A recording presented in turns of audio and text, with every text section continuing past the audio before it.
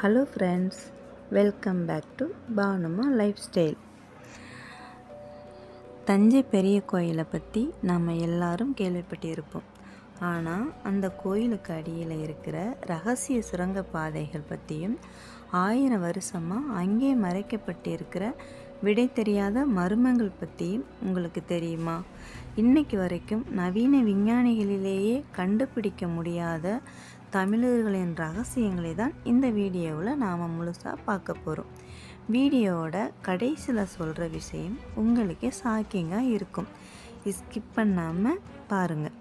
தஞ்சை பெரிய கோயிலில் இருக்கிற மிகப்பெரிய ஆச்சரியம் அதோட கோபுர உச்சியில் இருக்கிற கும்பம் அப்படின்ற ஒற்றைக்கல். இதோட எடை மட்டும் எவ்வளவு தெரியுமா? 80,000 கிலோ, அதாவது 80 டன்ஸ் இருக்கும். 1000 வருஷத்துக்கு முன்னாடி எந்த ஒரு நவீன கிரேன் வசதியோ அல்லாது இரும்பு எந்திரங்களோ இல்லாத காலத்தில் அவ்வளவு உயரத்துக்கு இந்த கல்லை எப்படி கொண்டு போனாங்க? சாரப்பள்ளம் அப்படின்ற முறையை பயன்படுத்தி கோயிலை சுற்றி 6 கிலோமீட்டர் தூரத்துக்கு சாய்வான களிமண் பாதையை அமைச்சு யானைகளை வச்சு இழுத்துட்டு போனாங்கன்னு ஒரு வரலாறு சொல்லுது. ஆனால் வெறும் களிமண் மண்ணால் மட்டும் வச்சு கட்டின தற்காலிக பாதை 80 டன் எடையை தாங்குமாங்கிறது இன்னைக்கு ஒரு மிகப்பெரிய மர்மம்தான். அதை விட பெரிய அறிவியல் ரகசியம், இந்த முழு கோயிலும் சிமெண்ட் கம்பி அல்லது எந்த ஒரு ஒட்டும் கலவையும் இல்லாமல் கட்டப்பட்டது. ஆமாம் ஃப்ரெண்ட்ஸ், இன்டர்லாக்கிங் அப்படின்ற கல்லோடு போற்ற தொழில்நுட்பத்தை வச்சு கட்டியிருக்காங்க.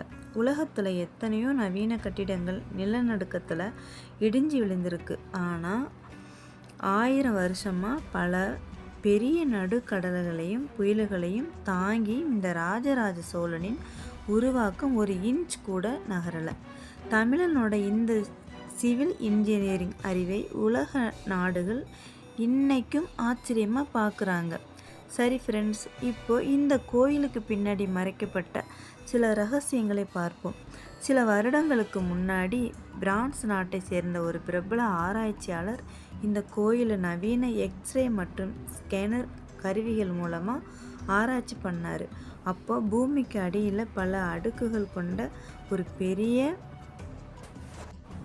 பெரிய மர்ம அறை இருக்கிறதை கண்டுபிடிச்சார். ஆனால் ஆச்சரியம் என்னன்னா, அதுக்கப்புறம் அந்த ஆராய்ச்சி ஏனோ அரசாங்கத்தால் பாதியிலேயே நிறுத்தப்பட்டுடுச்சு. அது ஏன் நிறுத்தப்பட்டுச்சு அப்படிங்கிற கேள்விக்கு இன்னைக்கு வரைக்கும் பதில் இல்லை. அடுத்ததாக கோயில் கருவறையில் இருக்கிற அந்த பெரிய சிவலிங்கத்துக்கு அடியில் ஒரு விசேஷமான மேக்னெட்டிக் ஸ்டோன், அதாவது காந்தக்கல் வைக்கப்பட்டிருக்கிறதா ஒரு கருத்து இருக்குது. அது அங்கே வர்ற பக்தர்களுக்கு ஒரு பாசிட்டிவ் எனர்ஜியை தரும். ஆனால் பிரிட்டிஷ்காரங்க நம்ம நாட்டை ஆட்சி செஞ்சப்போ அந்த கல்லோட ஈர்ப்பு சக்தியை தெரிஞ்சுக்க அதை திருட முயற்சி பண்ணாங்கன்னு ஒரு மறைக்கப்பட்ட வரலாறு சொல்லப்படுது. அதே போல் கோபுரத்தோட உச்சியில் இருக்கிற கலசத்துக்குள்ள 1000 வருஷத்துக்கு முன்னாடி பரகுநல் அப்படிங்கிற ஒரு தானியத்தை நிரப்பி வச்சாங்க. இது எதுக்கு தெரியுமா ஃப்ரெண்ட்ஸ்? ஒருவேளை நாட்டில் மிகப்பெரிய பஞ்சம் வந்தால் மக்கள் அந்த நெல்லை எடுத்து விவசாயம் செய்யணும். அது மட்டும் இல்லாமல் இடி மின்னல் தாக்கும் இந்த வரகு நெல் அந்த மின்சாரத்தை அப்படியே உள்வாங்கி பூமியில் இறக்கி கோயிலை காப்பாற்றும் ஒரு இயற்கையான இடிதாங்கி தொழில்நுட்பத்தை 1000 வருஷத்துக்கு முன்னாடியே சோழர்கள் பண்ணியிருக்காங்க. இப்போ கடைசி விஷயம், இந்த கோயிலுக்கு அடியில் நூற்றுக்கணக்கான சுரங்கப்பாதைகள் இருக்குது. அதில் சில பாதைகள் தஞ்சை அரண்மனைக்கும், சில பாதைகள் போர்க்காலத்தில் தப்பிக்கிறதுக்கும் அமைக்கப்பட்டிருக்கு. ஆனால் இப்போது அந்த சுரங்க பாதைகளுக்குள்ளே யாரும் போக முடியாதபடி சீல் வச்சுருக்காங்க.